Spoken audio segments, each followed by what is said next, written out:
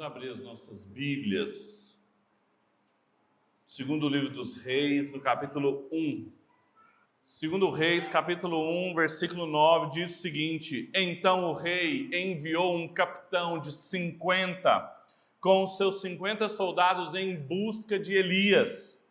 O capitão subiu ao monte, em cujo topo Elias estava sentado, e lhe disse: Homem de Deus, o rei está dizendo para você descer daí. Mas Elias respondeu ao capitão de 50, se eu sou homem de Deus, que desça fogo do céu e consuma você e os seus 50 soldados. Então desceu o fogo do céu e consumiu o capitão e os seus 50 soldados. O rei enviou outro capitão de 50 com os seus 50 soldados.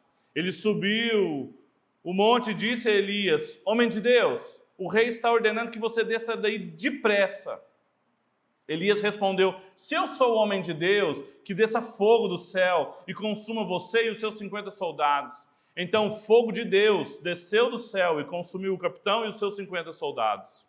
O rei enviou um terceiro capitão de 50 com os seus 50 soldados. Este terceiro capitão de 50 subiu ao monte, pôs-se de joelho diante de Elias e lhe suplicou, homem de Deus, peço por favor que a minha vida e a vida desses seus servos, 50 soldados, seja preciosa aos seus olhos. Porque desceu fogo do céu e consumiu aqueles dois primeiros capitães, os 50, com os seus 50 soldados. Agora, porém, que a minha vida seja preciosa aos seus olhos.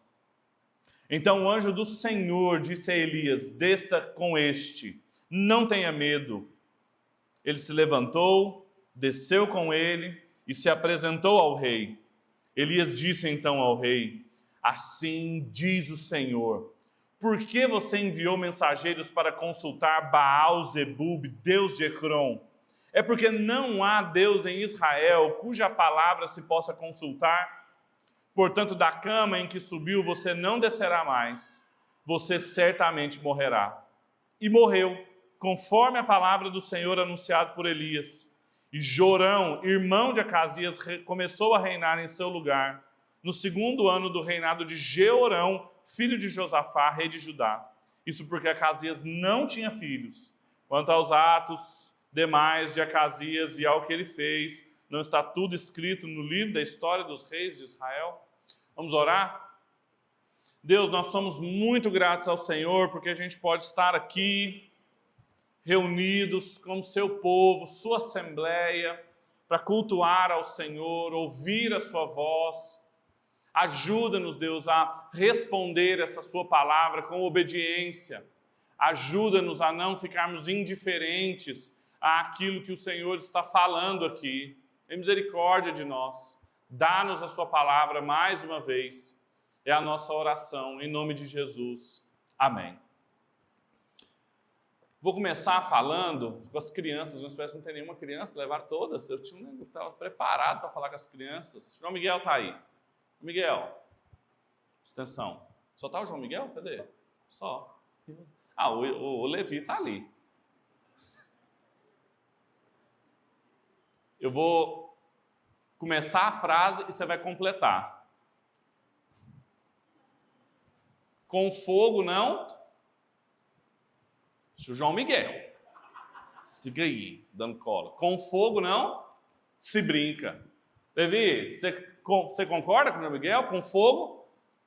Quem já tinha ouvido outra vez esse ditado? Quem brinca com fogo? Como é que é, João? Mija na cama. Toda criança já ouviu essas advertências, não já? Quem nunca ouviu isso aqui, não foi criado aqui no Goiás? Porque os pais, eles sabem que fogo é implacável. Por que brincar com fogo é tão perigoso? Por que não pode brincar com fogo? Por que não tem níveis de segurança para brincar com fogo? Porque o fogo queima. O fogo não tem como ele fazer outra coisa, ele faz aquilo que ele é próprio da sua natureza. Ele queima, ele consome. Basta uma pequena faísca para pegar num tecido e incendiar uma casa inteira, não é? Com fogo não se brinca. Só que o povo de Deus, no Antigo e no Novo Testamento, parece que não tinha entendido isso. Seu relacionamento com a idolatria, seu relacionamento com falsos deuses, Levi, João Miguel, é que eles estavam brincando com fogo, se relacionando com outros deuses. Porque Deus várias vezes se apresentou como um fogo consumidor, como um fogo que consome, é quase o que a gente chama de uma tautologia. Ele afirma que ele é duas vezes, eu sou um fogo consumidor. Não tem fogo que não consome. Por isso que não se brinca com fogo. Várias vezes em Deuteronômio 4, 1 Tessalonicenses 1, Hebreus 12, Apocalipse 11, sempre foram imagens utilizadas na Escritura para falar sobre reverência, sobre cuidado que se deveria ter com Deus, mas o povo de Israel não teve. O contexto dessa passagem é o final de um ciclo grande de narrativas que começou lá no primeiro livro dos Reis, no capítulo 17, quando Elias aparece pela primeira vez. Elias ainda não vai desaparecer no capítulo 2, mas aqui é a última vez que ele confronta os reis idólatras de Israel. E aqui há um círculo, uma narrativa em torno da linhagem de Onri, que foi o avô de Acasias, o pai de Acabe. Foi um rei mau, que teve um filho que reinou, que também foi um rei mau, e agora tinha um neto que também reinou mal. E desde 1 Reis capítulo 19, havia uma maldição sobre eles. Elias havia colocado ali sobre eles uma maldição quando ele entregou essa casa ao Senhor, dizendo: olha, eu já falei, eu já os confrontei, eles ficaram 3 anos sem chuva, eles continuam querendo adorar Baal, fogo desceu do céu, não há o que fazer, não tem o que dizer para eles. Se o senhor quiser, pode me matar, porque eles estão querendo me matar, pode me matar, não tem mais o que fazer. E a idolatria, um tema que já tinha aparecido várias vezes no cânon, reaparece aqui em momentos muito significativos. O povo de Deus foi confrontado com 2 caminhos, lá em Êxodo, no Sinai, no capítulo 20. Deus, por meio de Moisés, usa-os para dizer: olha, vocês estão deixando o Egito, indo para Canaã, tem que servir só um Deus.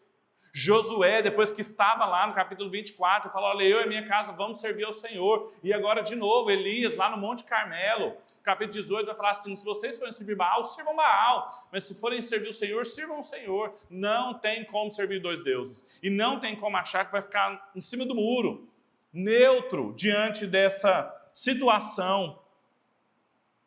E aí, da mesma forma que no capítulo 18 teve fogo dos céus, agora a narrativa de novo nos apresenta fogo de Deus vindo dos céus. É muito interessante que os temas vão se concentrando nessa grande narrativa. Começo do capítulo 17, ele fala sobre a seca. Aí no capítulo 18 a gente tem fogo. Aí agora aqui no capítulo 1 a gente tem fogo. No capítulo 2... da mesma maneira que Elias apareceu repentino, Elias vai desaparecer repentinamente. De novo, é uma estrutura de um quiasmo. A narrativa toda, um sanduíche. E na primeira parte, a gente viu semana passada, do versículo 1 ao versículo 8, Elias de novo aparece, depois de um tempo que ele estava sem aparecer, porque Acasias tinha caído. Eu quero que vocês prestem muita atenção aqui no texto, eu fiz questão de ressaltar isso, porque às vezes as nossas traduções em português, não que elas estejam erradas, mas para suavizar, para deixar a leitura mais fluida, elas não ficam repetindo coisas que no hebraico são repetidas, que é um sobe e desce o tempo todo. Não sei se você percebeu isso. Sobe, desce, sobe no monte, desce, desce daí, subiu, desceu. O tempo todo a gente tem um sobe e desce aqui. E o texto começa assim: Acasias subiu, caiu, subiu numa cama, veio a palavra do Senhor dizendo: da cama que você subiu, você não vai descer. Há um fluxo aqui de que Acasias, quando no final do primeiro capítulo do primeiro livro dos reis, já tinha se apresentado como um rei mau, era um rei que não tinha feito nada de bom, adorou Baal, serviu a Baal. Aí no capítulo 1 ele cai, está gravemente enfermo, acamado, está diante do seu leito de morte.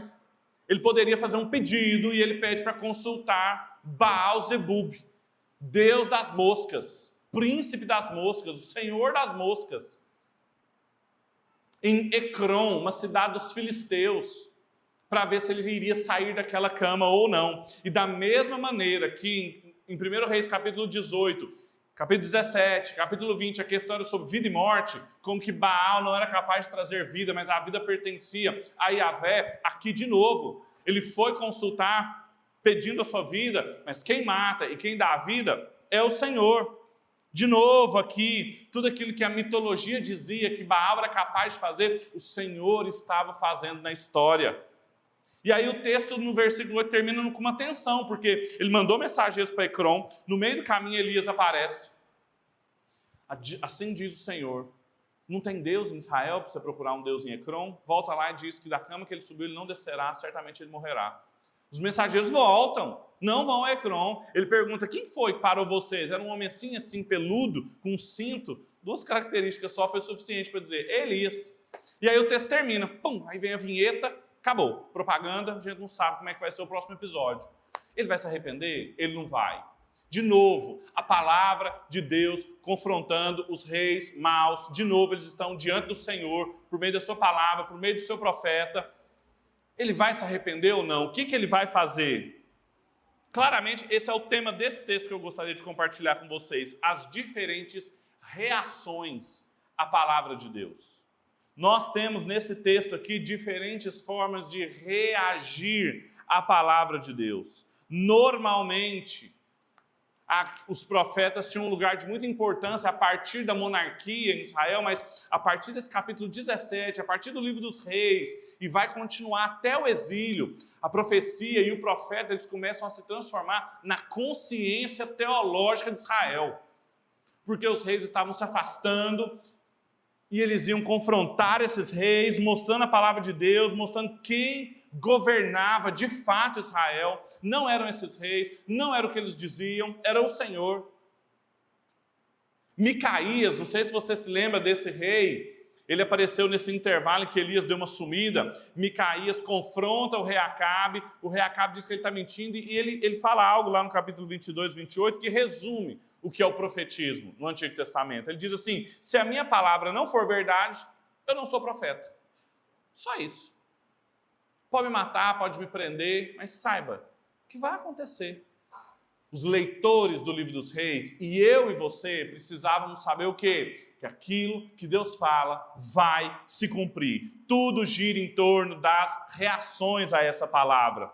Aqui Deus não está falando apenas a Acasias, Ele está também falando aos soldados, Ele está falando a Elias, e a gente tem diferentes reações aqui. Quais são as reações possíveis diante da palavra de Deus? Dá para a gente organizar em 3 essa narrativa. Primeiro, uma reação de oposição, uma reação de obstinação e uma reação de obediência. Facinho para vocês lembrarem, Levi e João Miguel. Oposição, obstinação e obediência. Agora, antes de explorar cada uma delas, eu sempre gosto de fazer aqui, enquanto eu ainda tenho a atenção de vocês, considerações cristológicas. Geralmente os pregadores deixam para o final, eu gosto de fazer no meio, para vocês perceberem como que aqui, de novo, há um contraste muito grande daquilo que se esperava dos reis em Israel, aquilo que em Deuteronômio, no capítulo 14, Moisés registrou como a lei aplicada aos reis, e como que paulatinamente eles foram se afastando disso, como que o modelo de ser um rei em Israel, principalmente no Reino do Norte, foi muito mais determinado, por exemplo, por Jezabel, que introduziu a idolatria a Baal aqui, e como que eles estavam servindo a Baal, adorando Baal, se comportando como uns reis dos povos vizinhos de Israel. Só que apesar disso, Deus não deixou de cumprir a tarefa que era para esses reis, esses outros Adões, que ocuparam aqui o jardim, é um segundo Adão. Toda vez que a gente tinha um novo regente, a gente tinha um novo Adão. E um novo Adão caindo nos mesmos pecados do primeiro Adão. Mas Deus não deixou de ser o verdadeiro Deus e o verdadeiro rei. Deus não deixou de defender o fraco. Quando ele ali, Acabe, pega a vinha de Nabote, lembra? E Deus vai lá e defende e vinga o sangue de Nabote. Deus não deixou de defender o pobre, o órfão, a viúva, quando ele manda Elias lá para os pagãos, fora do povo de Deus, para defender aquela viúva ali. Ele estava mostrando aquilo que um rei deveria fazer e Deus continuou fazendo. Essa é a história desde Gênesis. Aquilo que se esperava de Adão ali, Deus continuou fazendo.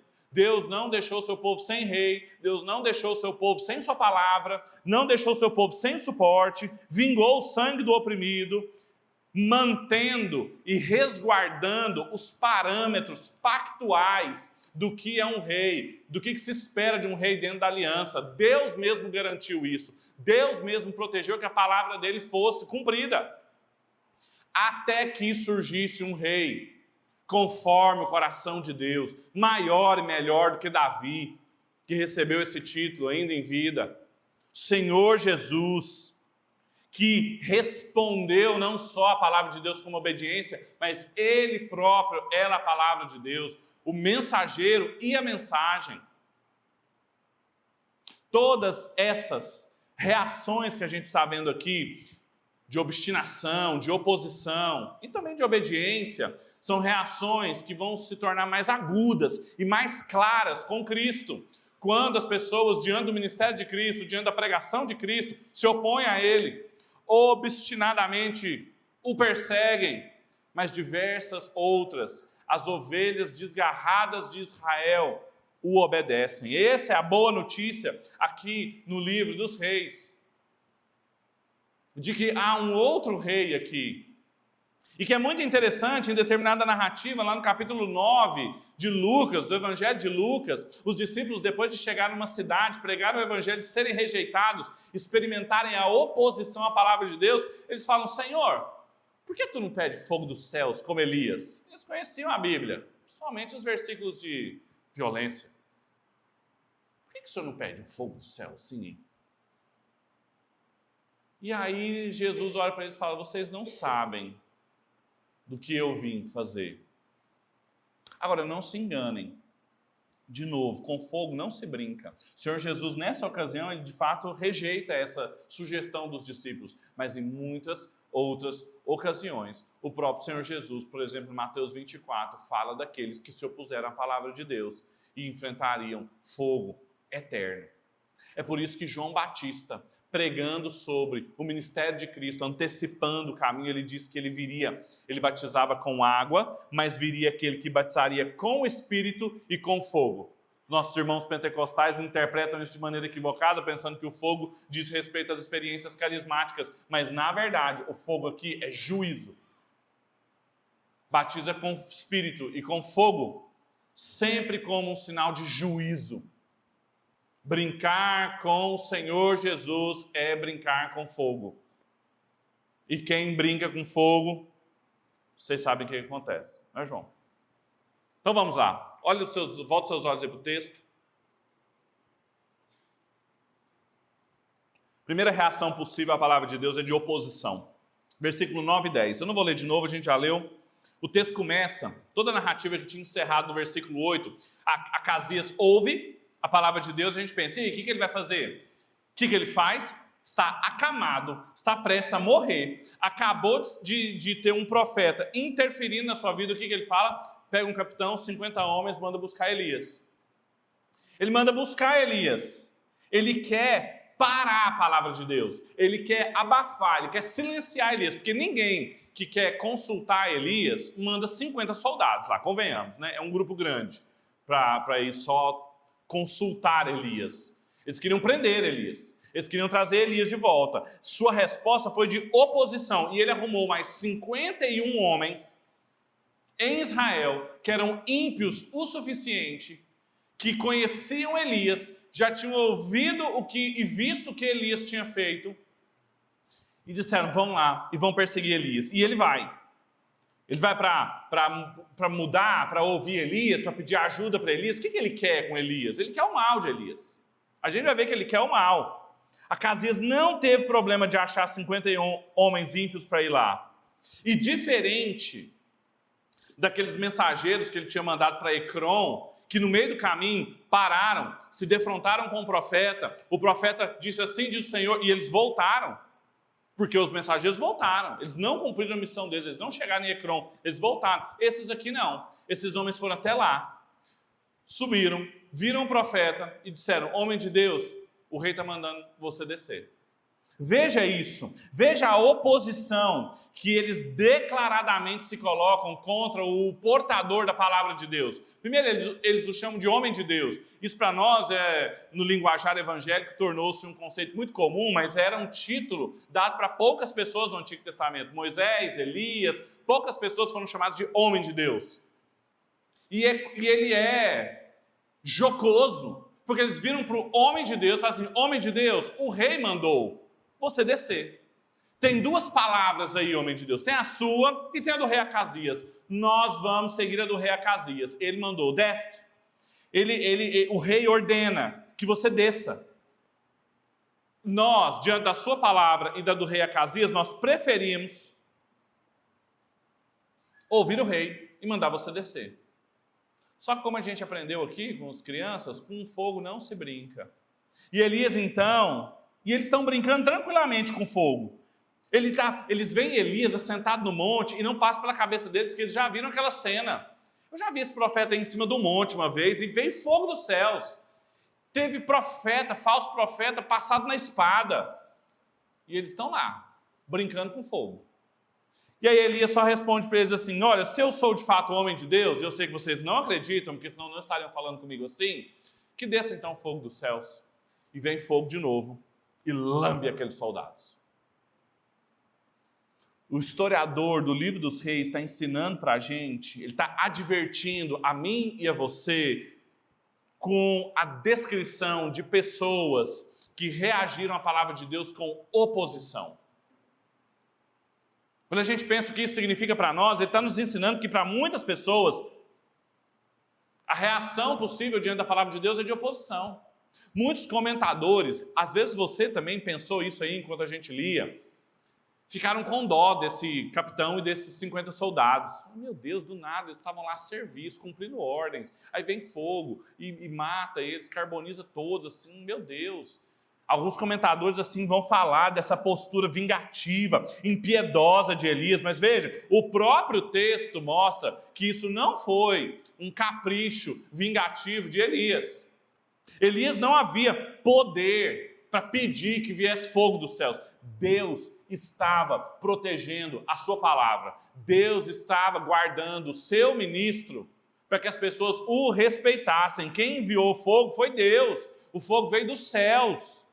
Elias não tinha controle disso, não. Da mesma maneira como Elias foi utilizado ali no Monte Carmelo, ele estava sendo utilizado nesse monte aqui para mostrar quem era o Deus de Israel. Não tem Deus em Israel para vocês procurarem, não? Mas eu vou mostrar para vocês que tem. Fogo. Quem manda? Qual é a palavra verdadeira? É Deus protegendo a sua palavra. A palavra de Deus não vai ser presa, a palavra de Deus não vai ser calada, ela não vai ser silenciada, ela vai continuar o seu curso. Novamente, Israel tem uma outra prova concreta de que não é possível se opor ao Senhor. Agora veja, isso não é um privilégio do Antigo Testamento, isso não é um privilégio, esses acontecimentos terríveis da antiga administração da lei. O apóstolo Paulo, escrevendo a sua segunda carta aos crentes em Tessalônica, no capítulo 1, versículo 6, ele tem uma determinada passagem, ouçam com atenção. É justo para com Deus que retribua com tribulação aos que causam tribulação a vocês. A igreja de Tessalônica estava sendo perseguida. E ele, para os encorajar, para os pastorear, ele lembra, olha, é justo que Deus retribua com tribulação os que causam tribulações a vocês e que dê a vocês que estão sendo atribulados alívio, juntamente conosco, quando do céu se manifestar o Senhor Jesus com anjos de seu poder em chama de fogo, tomando vingança contra os que não conhecem a Deus e contra os que não obedecem ao evangelho do nosso Senhor Jesus. Estes sofrerão penalidade de eterna destruição, banidos da face do Senhor e da glória do seu poder, quando ele vier naquele dia, para ser glorificado nos seus santos e ser admirado em todos os que creem. E isso inclui vocês que creram no nosso testemunho. É justo que Deus trate com severidade aqueles que perseguem, que se opõem à igreja e à sua palavra. A pergunta que sobe então é: enquanto a nós, quantas vezes eu e você nos opusemos à palavra de Deus? Quantas vezes eu e você preferimos ouvir ordens e palavras dos reis, das cidades, dos homens, ao invés de ouvir as palavras de Deus? Quantas vezes nós não tivemos pudor em nome de cumprir ordens, tratar os portadores da palavra de Deus como quem não tem autoridade, brincando com o fogo? Quantas vezes eu e você simplesmente desconsideramos o que a Bíblia diz, na maneira como a gente administra o nosso casamento, os nossos filhos? Quantas vezes a gente ignora aquilo que Deus espera de nós no nosso trabalho? Quantas ordens nós temos seguido por pura oposição à palavra de Deus? Quantas vezes a gente acha que isso não é oposição a Deus? A gente olha, chama alguém de homem de Deus e simplesmente dá ordens para ele contrárias àquilo que a gente deveria tratar, tentando silenciar o Senhor. O apóstolo Paulo diz que a ira de Deus se manifesta nos céus contra todo aquele que suprime, que silencia a verdade pela injustiça. Como é que a gente silencia a verdade? Injustiça. Com fogo não se brinca. Ao escolhermos nos opor à palavra de Deus, nós estamos debaixo da sua ira e do seu juízo. Essa é a primeira lição desse texto. Agora o texto continua. E além de oposição, o texto também nos mostra uma reação de obstinação. Isso está no versículo 11 e 12.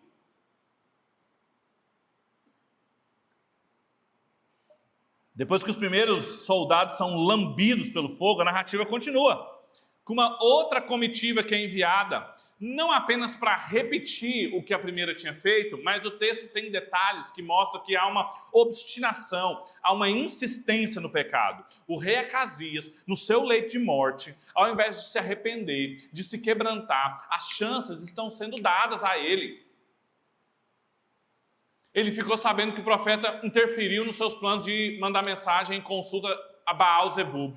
Ele ficou sabendo que os seus soldados foram lambidos por fogo do céu, igualzinho Elias fez. O que ele faz?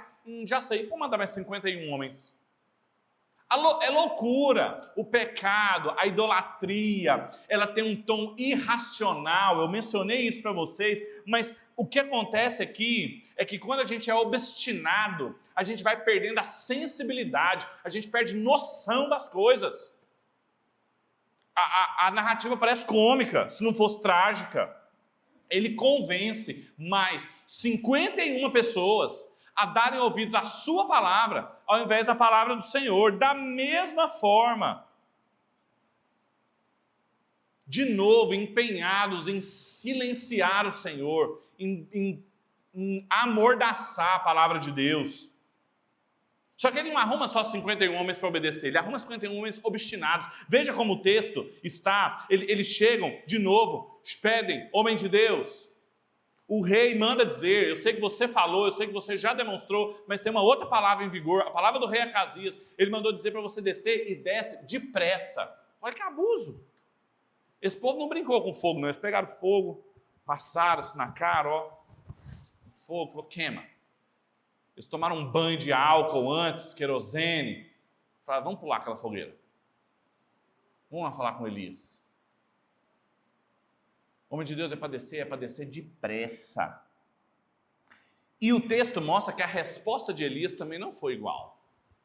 Há um detalhe aqui no texto lindo, daquelas coisas assim que a gente precisa prestar atenção, e de irmãos comentaristas, amigos, conhecedores do texto bíblico, porque diz que Elias, ele não só, de novo, pede fogo do céu e o fogo desce, mas ele deixa evidente contra quem eles estão lutando. Veja o texto, diz assim, Elias respondeu, se eu sou homem de Deus, isso em hebraico é Ish Elohim, homem é Ish, mulher é Ishá em hebraico, Ish e Ishá, Elohim é Deus. Se eu sou Ish Elohim, se eu sou homem de Deus, que desça fogo dos céus e consuma você e os seus 50. E aqui que diz a narrativa, e o fogo de Deus, Esh Elohim. Fogo é Esh. Se eu sou Ish Elohim, então que desça Esh Elohim. Tem um jogo de palavras aqui, para não deixar dúvida, para não deixar margem de erro, para eles saberem assim, quem está mandando fogo? Não é só fogo do céu, é o fogo de Deus. É Deus quem vai queimar vocês, é Deus que vai descer e vai consumir. Não é Elias, não é capricho do profeta, não é vingancinha baixa. É para ficar ainda mais claro para quem é mais obstinado a pecar, que essa reação à palavra de Deus é muito perigosa. É isso que o texto está nos ensinando aqui. Como que ele vai descrevendo pessoas que reagem com obstinação à palavra de Deus. Quantas vezes eu e você, meus irmãos, também não nos colocamos numa posição de obstinação, claramente insistindo no pecado, de novo, e de novo, e de novo. Quantos de nós estamos obstinados, determinados, com posturas pecaminosas dentro da nossa casa, no nosso trabalho, da porta da igreja para fora, da porta da igreja para dentro? Quantas vezes a gente não consegue se arrepender? Simplesmente o obstinado, ele não consegue ver que aquilo é absurdo. A obstinação diz respeito a um coração que vai se endurecendo, endurecendo, até ele se tornar insensível, um coração de pedra. E é o pecado que faz isso. O apóstolo Paulo tem uma passagem interessantíssima lá na sua primeira carta a Timóteo, no capítulo 4, onde ele usa uma palavra que aparece uma vez no Novo Testamento só. Ele vai dizer, olha, o Espírito diz expressamente que nos últimos tempos apostatarão alguns da fé, dando ouvidos a espíritos enganadores, a doutrinas de demônios, pela hipocrisia de homens que falam mentira, tendo cauterizado a sua própria consciência. Essa palavra aqui para cauterizado é uma palavra grega que aparece uma vez só, e a ideia é essa mesmo, é uma pele que foi queimada com ferro. Não são os nossos modernos procedimentos dermatológicos de cauterização, mas é uma pele que foi ferida com ferro quente, de novo brincando com fogo, queimou e aquela pele, aquele tecido morreu, perdeu a sensibilidade. Essa consciência não é mais sensibilizada, não tem palavra mais que a gente fala, que ele se arrepende, que ele muda o comportamento. Foi exatamente o que Elias falou para Deus sobre Acabe. Ele falou assim, pode me matar, porque assim, eu matei 400 profetas de Baal, veio fogo do céu, Israel inteiro estava lá, e ele não se arrependeu. Obstinação. E agora a gente tem um filho igualmente obstinado. Não se brinca com fogo. Responder a palavra de Deus com o coração obstinado é sinal de que nada mais nos sensibiliza. É uma advertência de que a gente está caminhando a passos largos, à apostasia, como disse o apóstolo Paulo aqui, a abandonar a fé, dando ouvidos a doutrinas de demônios. Exatamente o que estava acontecendo ali em Israel com Baal. Essa é a segunda lição do texto. E a terceira e último lugar é que, além de oposição e obstinação, tem também resposta à palavra de Deus de obediência. Está a partir do versículo 13. O rei, muito inteligentemente, pensa, o que eu vou fazer agora? Mandar mais 51 homens. Veja como que a obstinação dele ia matando pessoas. Veja como que o pecado dele ia levando mais e mais e mais homens à morte. O texto começou com o quê? Com ele no leito de morte, querendo que Deus poupe a vida dele, e o pecado dele levando mais e mais pessoas ao leito de morte. Só que agora ele envia um outro destacamento, e é diferente esse destacamento, porque esse destacamento não deu ouvidos à voz do rei Acasias. Tem a palavra de Acasias e tem a palavra do Senhor. Imagine eles, Levi, João Miguel, imagina eles lá no quartel, acompanhando tudo pelo rádio. Não tinha rádio naquela época. Mas eles sabiam de alguma forma, por causa do que ele vai dizer aqui, olha, o capitão morreu com 50 homens, veio fogo do céu e todo mundo chocado. E aí recebe uma nova ordem, o rei mandou esse destacamento ir. Aí eles pensaram, nós somos próximos. O que vai acontecer? E quando chega a notícia, fala assim, olha, morreu igualzinho os outros. Ele falou assim, agora é nós. Vai acontecer.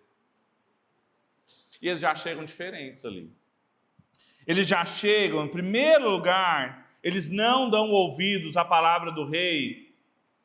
Eles se convencem da sua loucura de tentar suprimir a verdade pela injustiça. E aí eles então sobem ao monte. Veja o sobe e desce. Sobem ao monte. se coloca de joelho e diz: a gente sabe o que aconteceu. Tem misericórdia de nós. Veja como é que ele se apresenta. Eu e estes teus servos. Veja, eu quero chamar sua atenção para o sobe e desce. Essa dinâmica do texto. Tem sobe no versículo 3, 4, 6, 7, 9, 13. Está falando que coisas subiram, pessoas subiram. E no 3, no 10, no 11, no 12, 14, 15, 16 tem coisas que desceram. É muito interessante perceber como que uma pessoa altiva quis subir a Casias e Deus o derrubou. Ele subiu na cama, ele queria sair, não saiu. Elias sobe. Quando Deus manda, Elias desce ao encontro das pessoas. Veja, o sobe e desce, não é fortuito. O autor está conduzindo seus leitores num simbolismo da ação de Deus, diante de cada reação à palavra de Deus. Aqui os guardas, eles não pedem para ele descer, eles sobem. Eles não dão ordens para ele, eles sobem. Sobem até o monte, se colocam de joelho e suplicam. A obediência, a reação de obediência à palavra de Deus, ela vem com humilhação. A obediência à palavra de Deus vem com humildade, vem com o joelho dobrado. Oração, súplica, não tem arrogância, não tem obstinação, mandando ele descer depressa. O tom é outro. Ele chama Elias de homem de Deus, ele sabe o que aconteceu, ele sabe que o fogo vem dos céus. Ele não fala, você matou, você jogou fogo. Não, ele sabe de onde vem e ele pede pela vida dele e dos outros. Ele não pede só pela vida dele. Elias, o pessoal ali não está ouvindo, eu fiquei sabendo do outro capitão, tem misericórdia de mim. Pode matar os outros. Se você quer matar mesmo, sangue, tem 50 ali embaixo que você queimar. Mas poupa a minha vida, não. Eu e estes teus servos.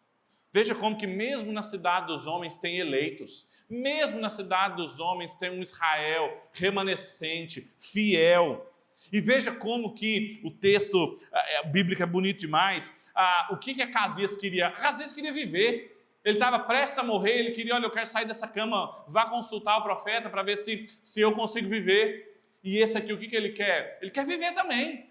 A minha vida é preciosa aos seus olhos. Ele quer a mesma coisa que o rei Acasias. Só que o rei Acasias foi procurar em Ecrom, com Baal Zebub, e ele foi procurar no homem de Deus.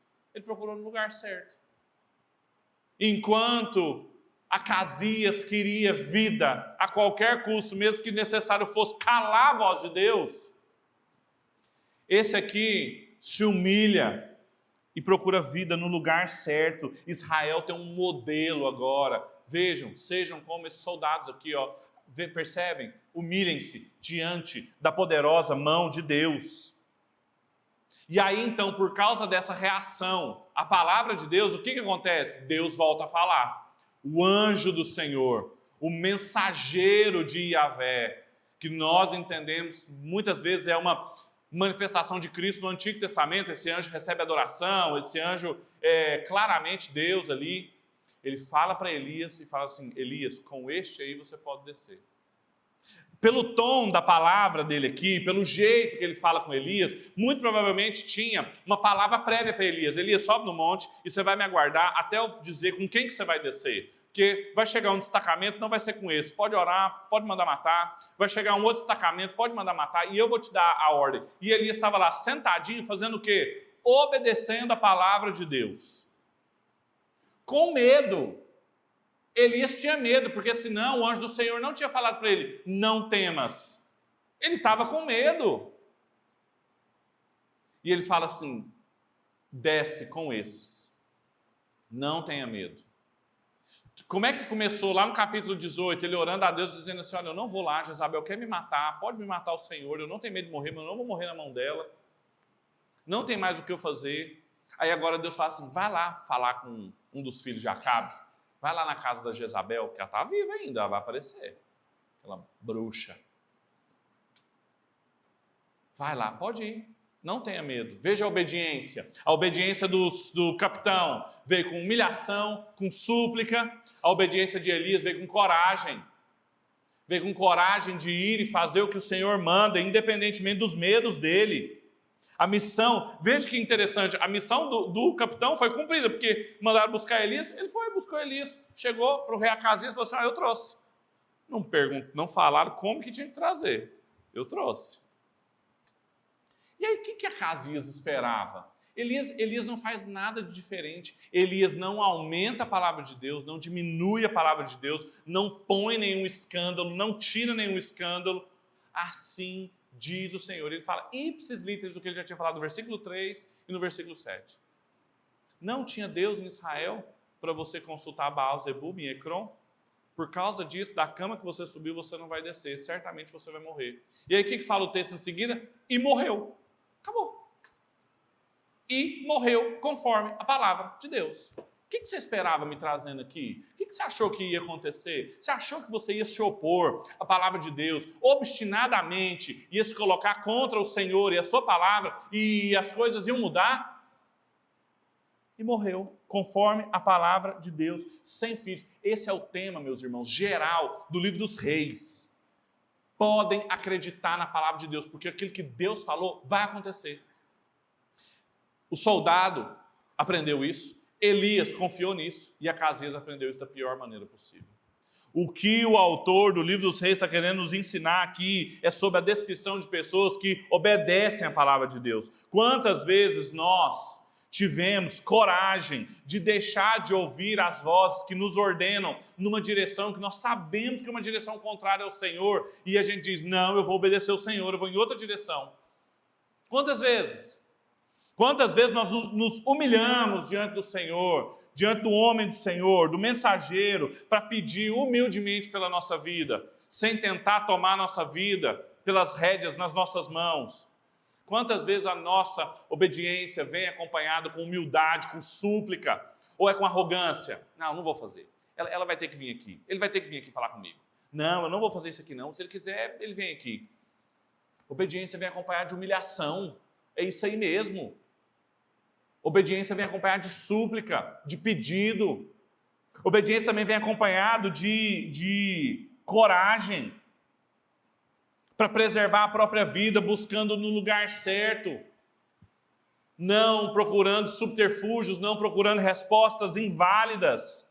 Quantos de nós temos coragem de esperar o tempo necessário, com medo, vendo o circo pegar fogo, literalmente no caso de Elias, e não fazer nada, esperando o Senhor falar. Enquanto o Senhor não falar, eu não desço desse monte aqui. Pode vir 50 mais um, depois vem mais 50 mais um. Eu não vou sair daqui. Se o Senhor me mandou vir aqui, Ele vai me preservar. Deus estava preservando Elias.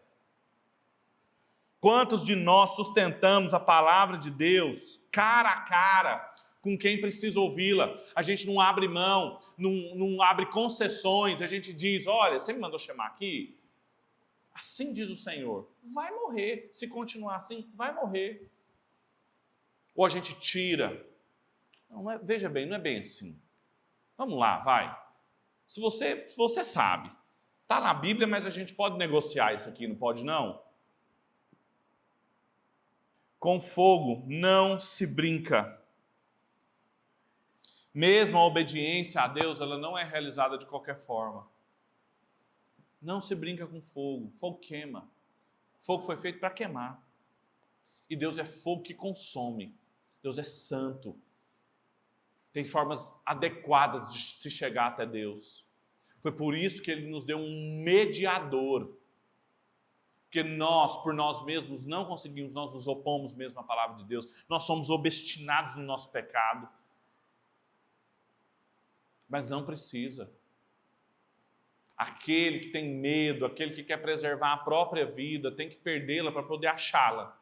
Foi o que o Senhor Jesus ensinou. Agora, quem quiser preservar a vida, quem quiser manter-se numa postura de arrogância, quem não quiser dar ouvidos à palavra do Senhor, vai perder a vida.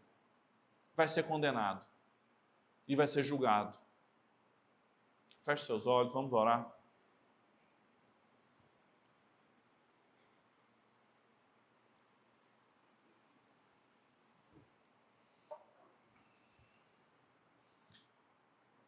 Senhor, nós somos muito gratos a Ti, porque nada pode parar a Sua palavra.